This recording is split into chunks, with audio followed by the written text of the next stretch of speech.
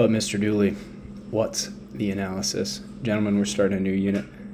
This video will be a little different than the previous three in Judges because we will be hopping into the book of Ruth before we get into the books of Samuel and the books of Kings.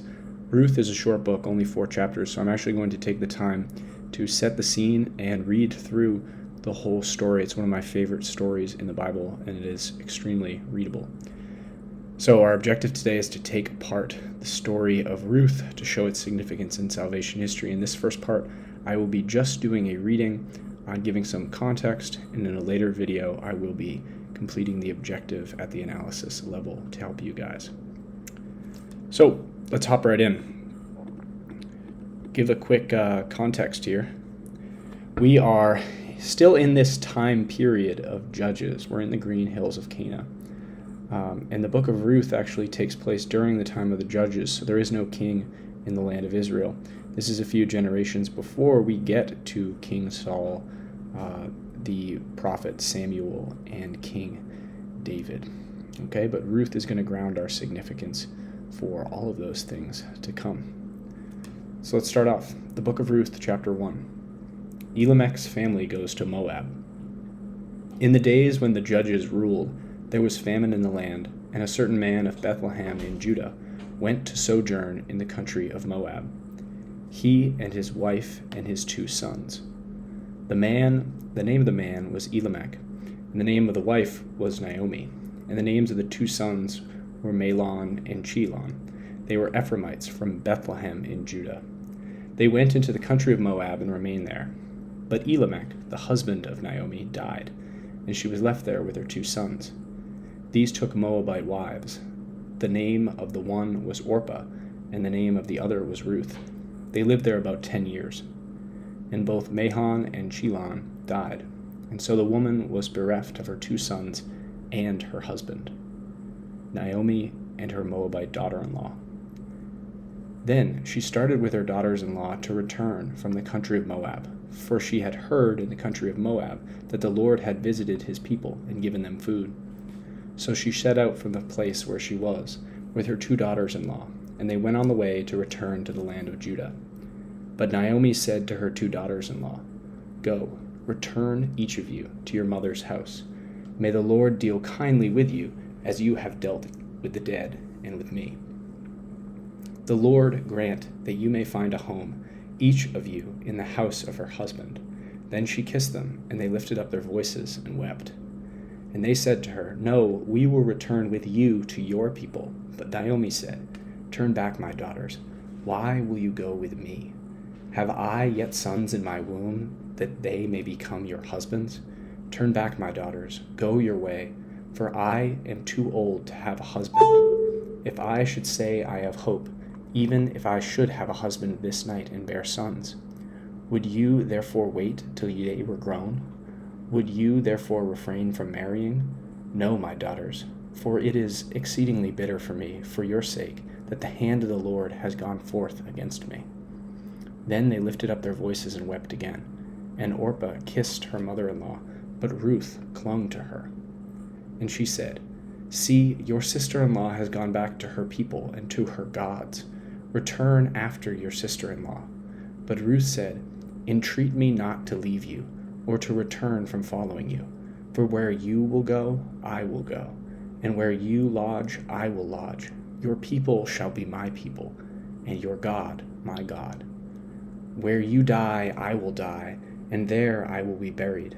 May the Lord do so to me, and more also, if even death parts me from you." And when Naomi saw that she was determined to go with her, she said no more. So the 2 of them went on until they came to Bethlehem. And when they came to Bethlehem, the whole town was stirred because of them. And the women said, "Is this Naomi?" She said to them, "Do not call me Naomi, call me Mara, for the Almighty has dealt very bitterly with me. I went away full, and the Lord has brought me back empty. Why call me Naomi, when the Lord has afflicted me, and the Almighty has brought calamity upon me?" So Naomi returned, and Ruth the Moabitess, her daughter-in-law, with her, who returned from the country of Moab, and they came to Bethlehem at the beginning of the barley harvest. Chapter 2. Ruth meets Boaz. Now Naomi had a kinsman of her husband's, a man of wealth, of the family of Elimelech, whose name was Boaz. And Ruth the Moabitess said to Naomi, "Let me go to the field and glean among the ears of grain after him in whose sight I shall find favor." And she said to her, "Go, my daughter." So she set forth and went and gleaned in the field after the reapers. And she happened to come to the part of the field belonging to Boaz, who was of the family of Elimelech.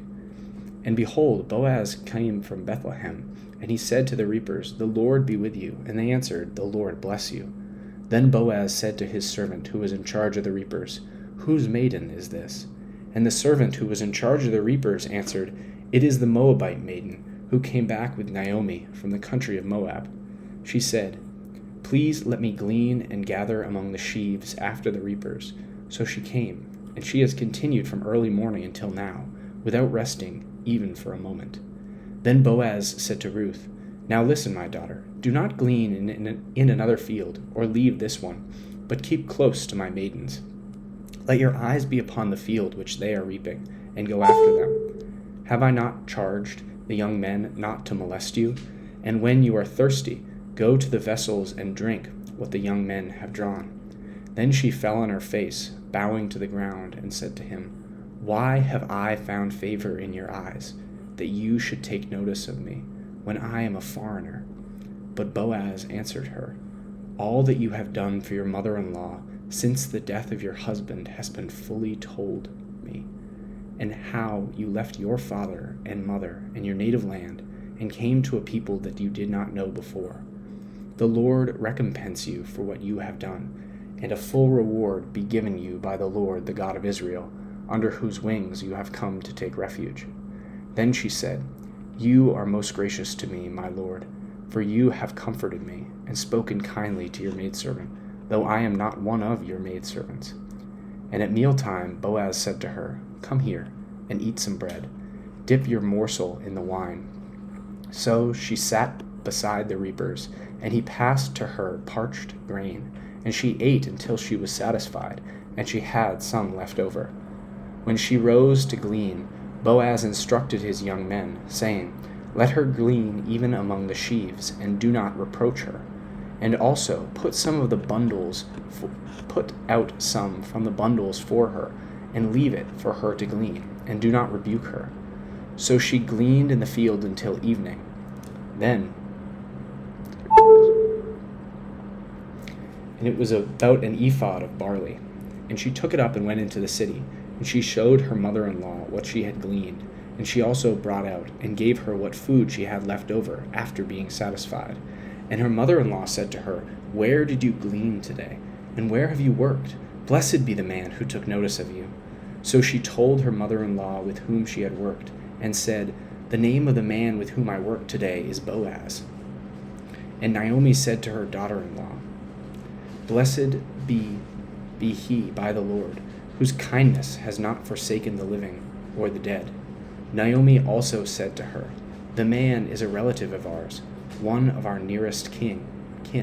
And Ruth the Moabitess said, "Besides, he said to me, 'You shall keep close to my servants till they have finished all my harvest.'" And Naomi said to Ruth her daughter-in-law, "It is well, my daughter, that you go out with his maidens, lest in another field you be molested." So she kept close to the maidens of Boaz, gleaning until the end of the barley and wheat harvest, and she lived with her mother-in-law. Chapter 3. Ruth and Boaz at the threshing floor. Then Naomi, her mother-in-law, said to her, "My daughter, should I not seek a home for you, that it might be well with you? Now is not Boaz our kinsman, with whose maidens you were? See, he is winnowing barley tonight at the threshing floor.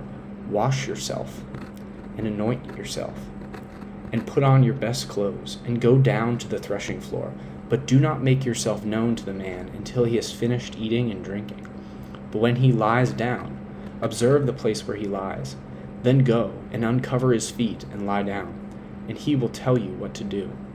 And she replied, "All that you say I will do." So she went down to the threshing floor and did just as her mother-in-law had told her. And when Boaz had eaten and drunk, and his heart was merry, he went to lie down at the end of the heap of grain. Then she came softly and uncovered his feet and lay down. At midnight the man was startled and turned over, and behold, a woman lay at his feet. He said, "Who are you?" And she answered, "I am Ruth, your maidservant. Spread your garment over your maidservant, for you are next of kin." And he said, "May you be blessed by the Lord, my daughter. You have made this last kindness greater than the first, in that you have not gone after young men, whether poor or rich. And now, my daughter, do not fear. I will do for you all that you ask, for all my fellow townsmen know that you are a woman of worth. And now, it is true that I am a near kinsman, yet there is a kinsman nearer than I. Remain this night, and in the morning, if he will do the part of next of kin for you, well, let him do it. But if he is not willing to do the part of the next of kin for you, then as the Lord lives, I will do the part of the next of kin for you. Lie down until the morning." So she lay at his feet until the morning, but arose before one could recognize another. And he said, "Let it not be known that the woman came to the threshing floor." And he said, "Bring the mantle you are wearing and hold it out."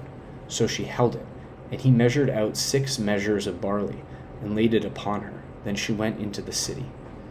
And when she came to her mother-in-law, she said, "How did you fare, my daughter?" Then she told her all the man had done for her, saying, "These 6 measures of barley he gave me, for he said, 'You must not go back empty-handed to your mother-in-law.'" She replied, "Wait, my daughter, until you learn how this matter turns out, for the man will not rest, but will settle the matter today." Chapter 4. The marriage of Boaz and Ruth. And Boaz went up to the gate and sat down there, and behold, the next of kin, whom Boaz had spoken, came by. So Boaz said, "Turn aside, friend, sit down here." And he turned aside and sat down. And he took 10 men of the elders of the city and said, "Sit down here." So they sat down. Then he said to the next of kin, "Naomi, who has come back from the country of Moab, is selling the parcel of land which belongs to our kinsman Elimelech. So I thought I would tell you of it, and say, buy it in the presence of those sitting here, and in the presence of the elders of my people. If you will redeem it. But if you will not, tell me, that I may know. For there is no one besides you to redeem it, and I come after you." And he said, "I will redeem it." Then Boaz said, "The day you buy the field from the hand of Naomi, you are also buying Ruth the Moabite, the widow of the dead, in order to restore the name of the dead to his inheritance." Then the next of kin said, "I cannot redeem it for myself, lest I impair my own inheritance. Take my right of redemption yourself, for I cannot redeem it." Now this was the custom in former times in Israel, concerning redeeming and exchanging. To confirm a transaction, the one drew off his sandal and gave it to the other, and this was the manner of attesting in Israel. So when the next of kin said to Boaz, "Buy it yourself," he drew off his sandal. Then Boaz said to the elders and all the people, "You have witnessed this day that I have bought from the hand of Naomi all that belonged to Elimelech, and all that belonged to Chilon and Mahlon, but also Ruth the Moabite, the widow of Mahlon, I have bought to be my wife, to perpetuate the name of the dead in his inheritance, that the name of the dead might not be cut off from among his brethren and from the gate of his native place. You are witnesses this day." Then all the people who were at the gate and the elders said, "We are witnesses. May the Lord make this woman who is coming into your house like Rachel and Leah, who together built up the house of Israel. May you prosper in Ephrathah and be renowned in Bethlehem. And may your house be like the house of Perez, whom Tamar bore to Judah, because of the children that the Lord will give you by this woman." The genealogy of David. So Boaz took Ruth, and she became his wife. And he went into her, and the Lord gave her conception, and she bore a son. Then the women said to Naomi, "Blessed be the Lord, who has not left you this day without next of kin. May his name be renowned in Israel. He shall be to you a restorer of life, and a nourisher of your old age. For your daughter-in-law who loves you, who is more to you than 7 sons, has bore him." Then Naomi took the child and laid him in her bosom, and became his nurse. And the women of the neighborhood gave him a name, saying, "A son has been born to Naomi." They named him Obed. He was the father of Jesse, the father of David. Now these are the descendants of Perez. Perez was the father of Hezron, Hezron of Ram, Ram of Amminadab, Amminadab of Nahshon, Nahshon of Salmon, Salmon of Boaz, Boaz of Obed, Obed of Jesse, Jesse of David.